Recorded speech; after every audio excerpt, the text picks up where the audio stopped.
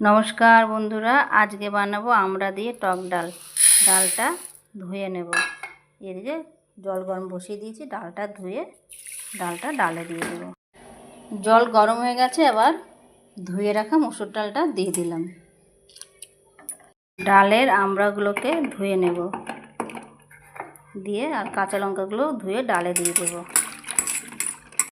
ডালটা সিদ্ধ হয়ে গেছে, কাঁচা লঙ্কা দিয়ে ডালটা সিদ্ধ করে নিয়েছি। এবার কাটা আমড়াগুলো দিয়ে দেবো। কচি আমড়া তো, ওই জন্য আর ছালটা ফেললাম না। দিয়ে আমড়াটাকে সিদ্ধ করে নেব। একটু জল দিয়ে দেব, জল দিয়ে আমড়াটা সিদ্ধ করে নিই। ডালটা ফুটে উঠেছে, এবার একটু হলুদ আর নুন দিয়ে ডালটাকে ভালো করে ফুটিয়ে নেব আর আমড়াটাকে সিদ্ধ করে নেব।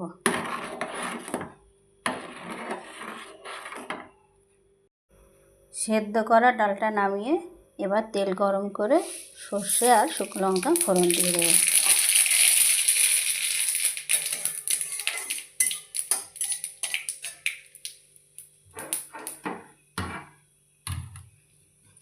এবার ডালটা ঢেলে দেব। এবার ডালটাকে একটু ভালো করে ফুটিয়ে তারপরে নামিয়ে নেব।